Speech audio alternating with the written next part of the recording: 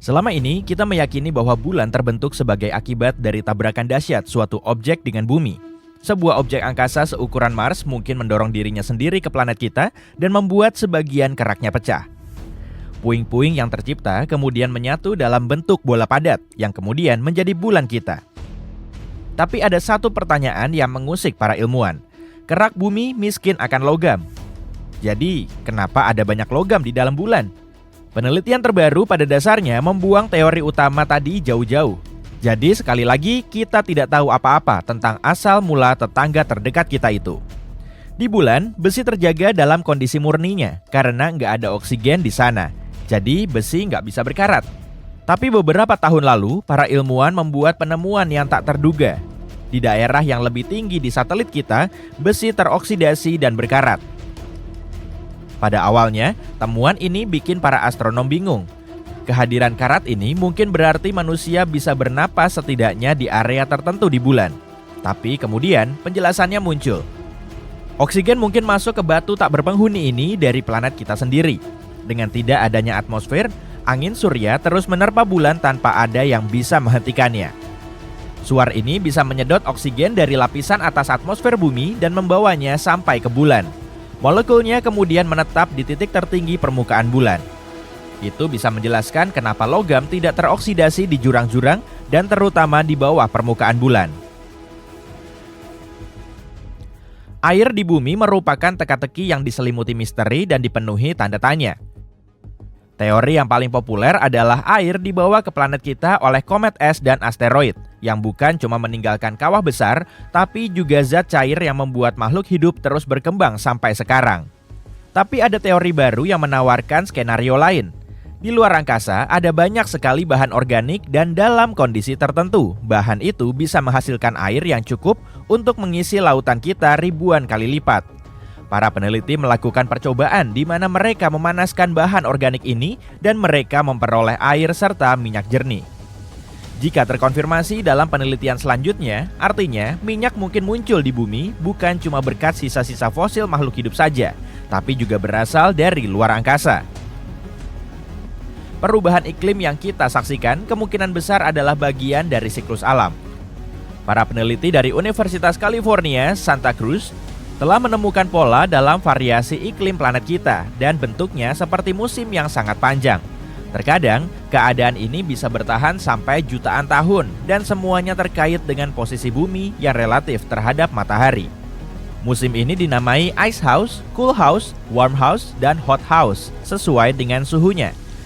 Selama 3 juta tahun terakhir misalnya, planet kita sudah berada dalam keadaan ice house karena zaman es terakhir belum terlalu lama berlalu.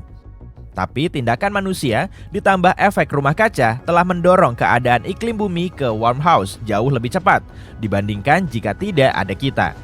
Saat akhirnya tiba, suhu keseluruhan di bumi akan naik seperti suhu di daerah tropis dan ini tidak pernah terjadi di bumi selama lebih dari 50 juta tahun. Harus senang atau sedih ya? Kembali ke bulan lagi. Kamu bisa melihat bulan di berbagai tempat dengan berbagai ukuran dan bahkan dalam berbagai warna setiap malamnya. Ukuran dan lokasinya mudah dijelaskan. Saat bumi berputar di porosnya dan berevolusi mengelilingi matahari, kita melihat bulan berjalan di sekitar langit malam, entah makin dekat atau makin jauh dari bumi. Yang membuatnya tampak kuning cerah malam ini atau merah tua agak seram besoknya punya penjelasan yang jauh lebih kompleks. Kalau dilihat dari luar atmosfer bumi, warna alami bulan adalah abu-abu kecoklatan. Tapi dari permukaan planet kita, warnanya sangat bervariasi. Kalau dilihat tepat di atas kepala, biasanya bulan kelihatan terang dan hampir putih karena cahaya pantulnya melewati lapisan atmosfer yang relatif tipis. Hampir nggak ada yang menghalangi dan membiaskan kilaunya, jadi bulan terlihat putih. Bulan bisa kelihatan kuning, jingga, atau bahkan merah saat terlihat tepat di atas cakrawala. Efek ini mirip dengan yang terjadi saat matahari terbit atau terbenam, waktu matahari kelihatan merah. Dari sana, cahaya merambat jauh lebih lama untuk sampai ke mata kita dan banyak bagian biru dari spektrumnya menghilang. Ini mengubah warna cahayanya menjadi variasi yang jauh lebih hangat. Satelit alami kita juga bisa kelihatan biru dan alasannya adalah adanya partikel halus di udara.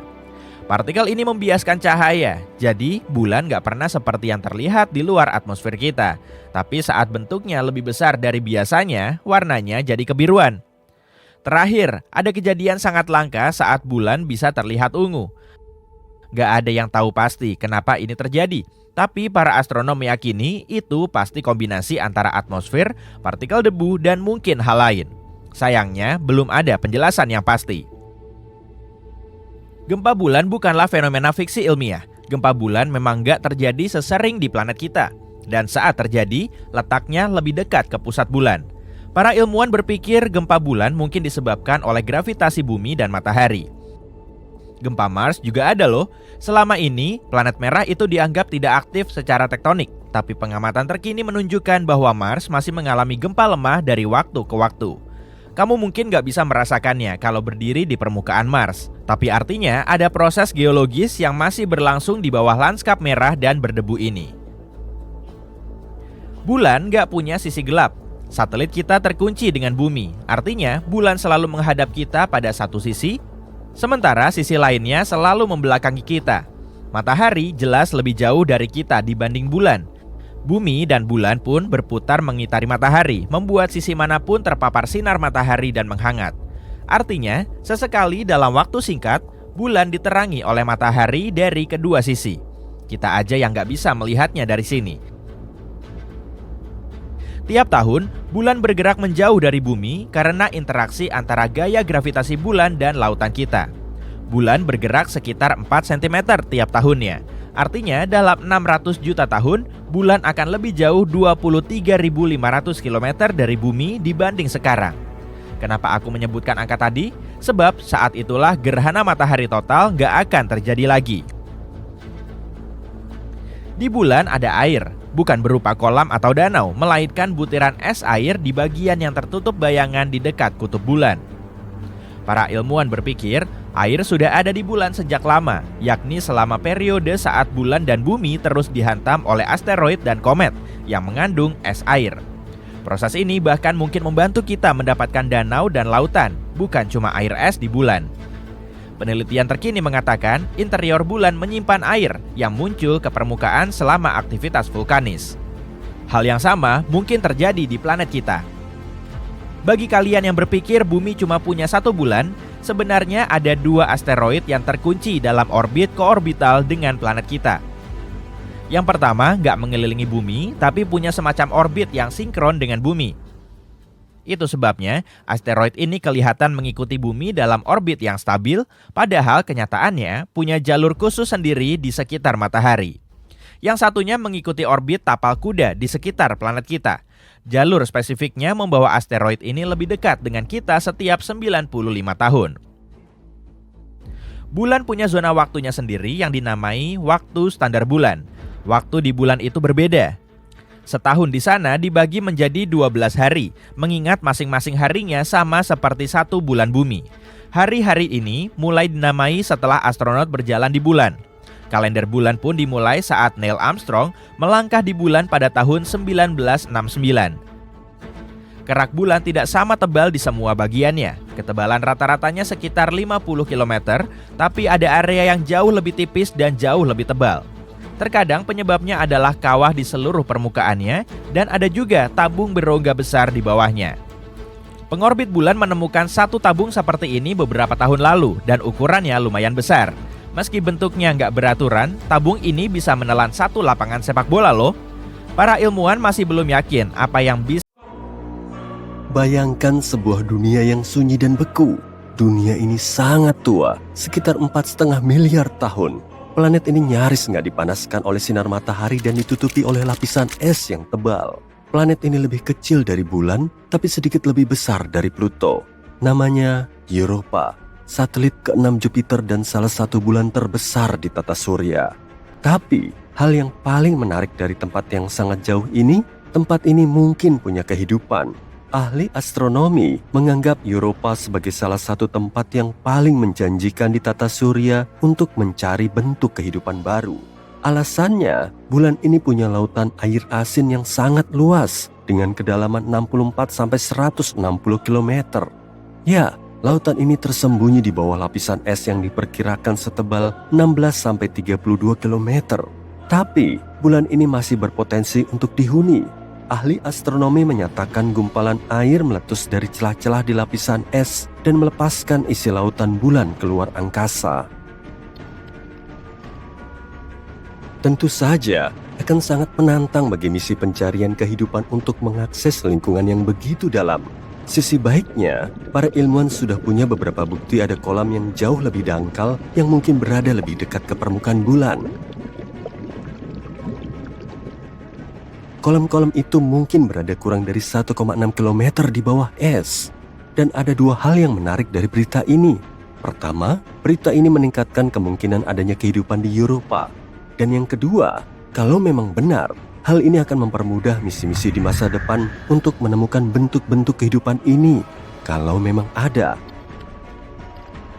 Yang menarik, penemuan baru tentang kolam dangkal ini terjadi karena keberuntungan semata. Ilmuwan yang memimpin penelitian ini, Riley Kohlberg, secara nggak sengaja melihat presentasi koleganya, seorang ilmuwan planet. Ilmuwan tersebut menunjukkan gambar punggung bukit ganda di permukaan Eropa. Dan Kohlberg ingat, dia pernah melihat punggung bukit serupa di bumi. Tapi, meskipun formasi seperti itu jarang ditemukan di planet kita, di Eropa ada jauh lebih banyak. Studi berikut menunjukkan pegunungan di bulan Jupiter mungkin merupakan hasil dari siklus tertentu, mirip dengan siklus di bumi. Dalam siklus ini, air cair membeku dan kemudian mencair di dalam lapisan es, yang merupakan lingkungan yang bertekanan tinggi. Hal ini menyebabkan lapisan es bergerak ke atas berulang-ulang, menciptakan struktur berpuncak dua, atau setidaknya itulah yang terjadi di bumi. Kalau proses di Eropa serupa, maka hal ini bisa membuktikan keberadaan perairan dangkal di satelit tersebut. Tentu saja, temperatur, tekanan, dan kimiawi di Eropa sangat berbeda, dan para ilmuwan belum tahu bagaimana perilaku es di sana.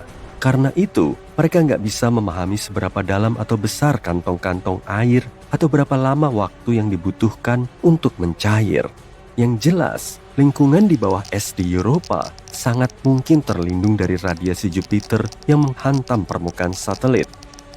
Dengan demikian, kemungkinan adanya kehidupan di Eropa semakin besar. Sekarang, mari kembali ke fakta bahwa lautan di Eropa tampak asin. Garis-garis merah di permukaan satelit mungkin punya warna ini karena kandungan kimianya. Kemungkinan besar itu adalah campuran air dan garam yang membeku. Ini sangat nggak biasa karena komposisi seperti itu gak cocok dengan zat apapun yang dikenal di bumi. Adapun bintik-bintik kuning di permukaan Eropa mungkin disebabkan oleh keberadaan natrium klorida. Kamu mungkin mengenal zat ini sebagai garam dapur.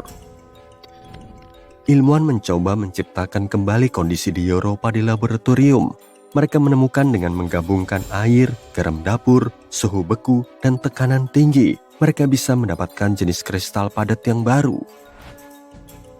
Zat ini mungkin ada di dasar lautan Eropa dan di permukaan bulan. Tapi, selain informasi ini, peneliti masih belum tahu banyak. Mudah-mudahan kita akan menemukan jawaban atas beberapa pertanyaan ini sekitar tahun 2030. Pada saat itulah, sebuah misi bernama Europa Clipper yang akan diluncurkan oleh NASA mungkin akan mencapai Eropa. Misi ini akan melakukan beberapa kali terbang lintas dan mencari tahu apakah ada bentuk kehidupan di bulan. JUICE, singkatan dari Jupiter Icy Moons Explorer, milik Badan Antariksa Eropa, juga akan mengunjungi Eropa dalam beberapa tahun ke depan.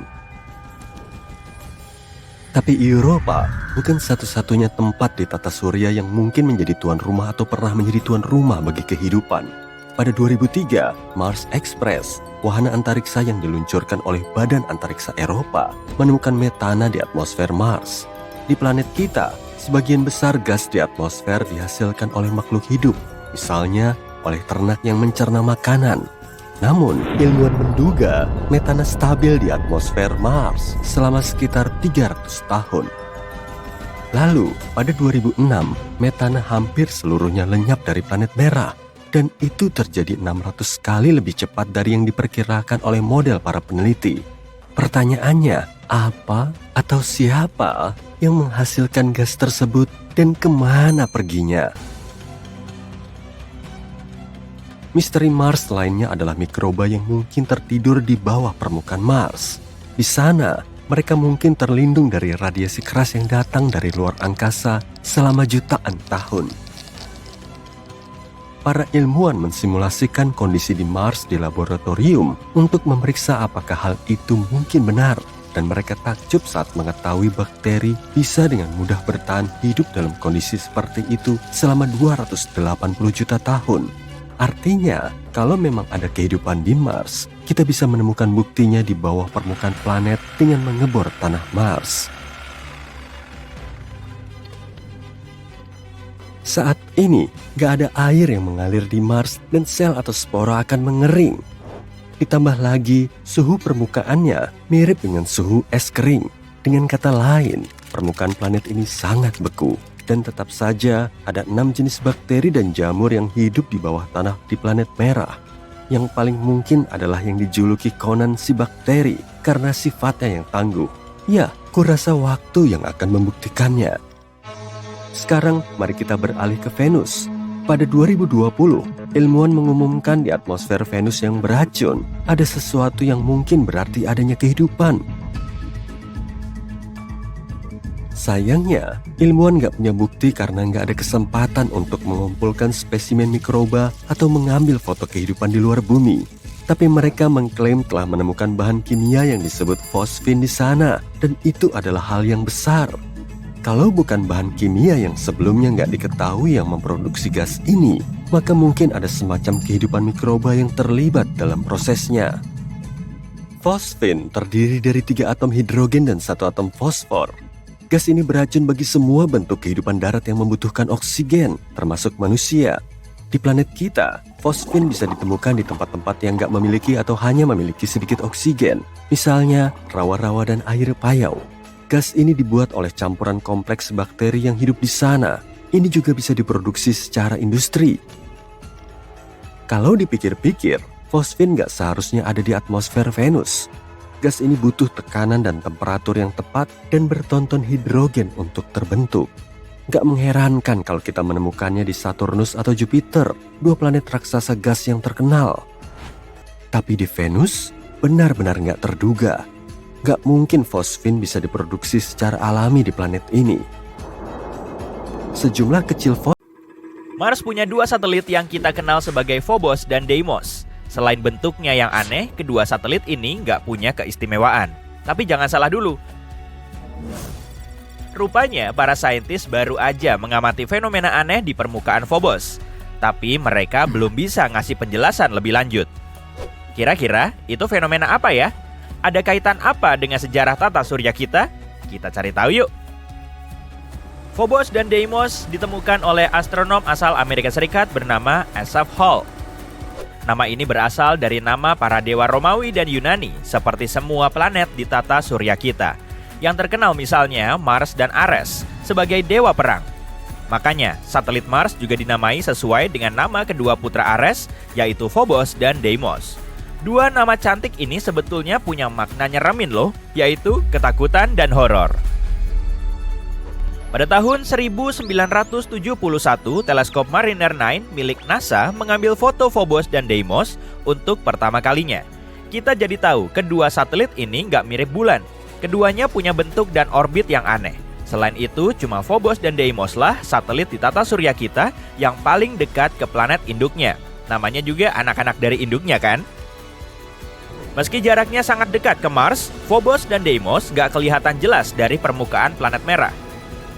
Bentuk Mars yang bulat menghalangi Phobos dan Deimos dari pandangan kita. Meski diamati dari ekuator Mars, Phobos lebih kelihatan mirip asteroid biasa dan Deimos mirip bintang. Kedua satelit ini jauh lebih kecil dari bulan kita. Phobos dan Deimos adalah satelit terkecil dan paling redup di seluruh tata surya kita. Padahal, nama yang disandangnya termasuk tokoh besar loh. Tapi masih ada masalah yang belum terjawab. Para saintis melakukan rekonstruksi sejarah ruang angkasa berdasarkan jejak-jejak yang ditemukan di objek ruang angkasa. Adanya lekukan, goresan, dan retakan bisa ngasih tahu mereka peristiwa yang terjadi miliaran tahun silam. Selama bertahun-tahun, para saintis meyakini Phobos dan Deimos sebagai satelit kembar, seperti prototipe Yunaninya. Tapi kemudian, pengorbit Viking milik NASA merilis foto-foto baru. Saat itulah mereka menemukan perbedaan mencolok pada kedua satelit ini. Permukaan Phobos dipenuhi galur besar, berupa rangkaian lubang dalam yang memanjang dari ujung ke ujung. Lalu, apa yang harus dipermasalahkan? Lagi pula, banyak objek ruang angkasa juga punya galur serupa kan? Memang iya, tapi nggak ada yang sebanyak Phobos. Seluruh permukaan Phobos dipenuhi galur super besar yang panjangnya lebih dari 19 km dan lebarnya 200 meter. Bahkan, ada juga yang saling berpotongan. Ini menunjukkan Phobos telah mengalami banyak peristiwa ekstrim. Memangnya, peristiwa apa aja yang pernah terjadi di Phobos? Sebetulnya, para saintis nggak begitu yakin, tapi mereka punya sejumlah teori. Teori ini nggak cuma ngasih tahu kita tentang masa lalu Phobos, tapi juga bisa memprediksi masa depannya. Teori pertama, tabrakan asteroid. Biang kerok yang satu ini udah jelas banget. Di Phobos terdapat kawah besar Angeline Stickney yang berdiameter hampir 9 km. Nama kawah ini diambil dari nama istri Asaph Hall yang menemukan kedua satelit Mars. Jadi menurut teori pertama, Phobos pernah ditabrak objek luar angkasa hingga menyebabkan benturan keras. Lalu, peristiwa ini menghasilkan kawah besar. Dampak benturannya juga meninggalkan banyak galur di seluruh permukaan Phobos. Awalnya, teori ini sangat meyakinkan, tapi para saintis bisa mengamati titik lemahnya. Mereka sudah tahu semua galur Phobos nggak terbentuk di dalam kawah, tapi di sebelahnya. Jadi, galur tersebut nggak terbentuk oleh tabrakan. Lalu gimana dengan galur yang saling berpotongan? Memangnya itu cuma kebetulan? Para saintis melanjutkan pencarian mereka. Teori kedua, penyebabnya adalah puing-puing ruang angkasa. Nggak seperti teori pertama, teori kedua menyatakan bahwa galur Phobos nggak secara langsung disebabkan oleh tabrakan. Tapi begini kejadiannya. Ada objek yang menabrak Phobos hingga banyak batuannya terlempar ke ruang angkasa. Sebagian batuan lenyap di semesta dan sebagiannya kembali ke Phobos. Dengan lintasan yang sangat miring, batuan ini bisa menabrak atau melompati Phobos sampai jauh. Karena gravitasi Phobos sangat lemah, serpihan batu ini nggak bisa berdiam di permukaannya. Serpihannya terus bergerak ke sana kemari selama bertahun-tahun. Lalu terbentuklah galur yang saling berpotongan karena area tersebut terus dihujani batu. Meski cukup meyakinkan, teori ini punya kelemahan. Di Mars dan di permukaan kedua satelitnya gak ada bongkahan batu besar. Serpihan batu ini pasti terperangkap oleh gravitasi dan berdiam di orbit Mars. Atau mungkin menjadi bagian dari Phobos. Kalau teorinya memang begitu, kita pasti akan nemu buktinya di bawah lapisan debu. Tapi kenyataannya nggak begitu. Teori ini nggak menjawab kebingungan para astronom. Makanya, mereka terus mencari biang keroknya. Mungkin galur itu nggak punya keterkaitan dengan kawah Stokny. Atau mungkin dipicu oleh hal lain yang lebih kuat. Jangan-jangan penyebabnya Mars sendiri. Teori ketiga, Mars jadi biang kerok terselubung. Kedua teori tadi nunjukin kalau Phobos dan Deimos awalnya menjadi bagian dari Mars. Lalu keduanya terpisah dari Mars dan menjadi satelit seperti bulan kita. Tapi gimana kalau kejadiannya nggak begitu?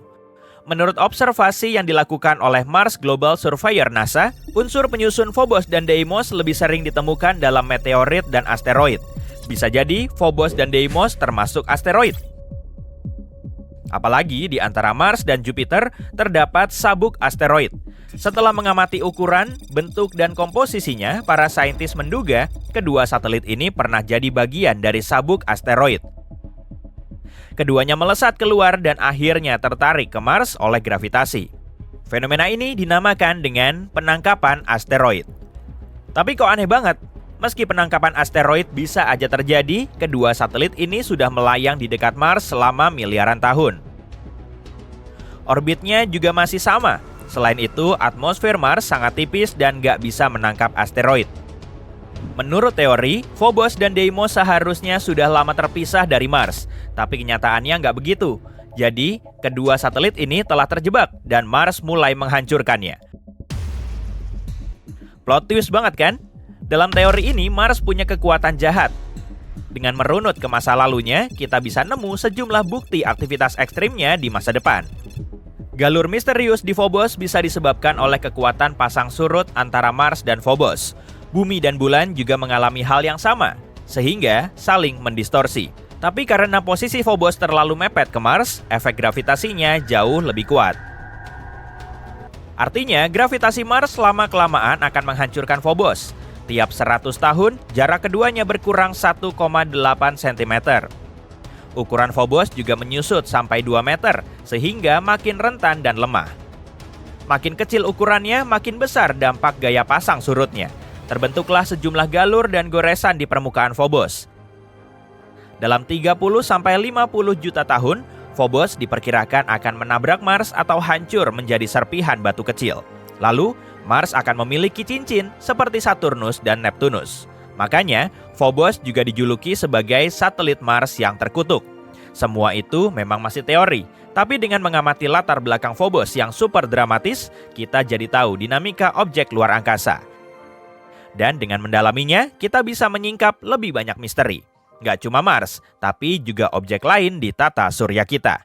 Kalau kelak Mars bisa jadi koloni manusia, kita akan sangat terbantu dengan mempelajari Phobos dan Deimos ini. Semoga aja misi eksplorasi satelit Mars bisa menyingkap rahasia menarik yang masih tersimpan.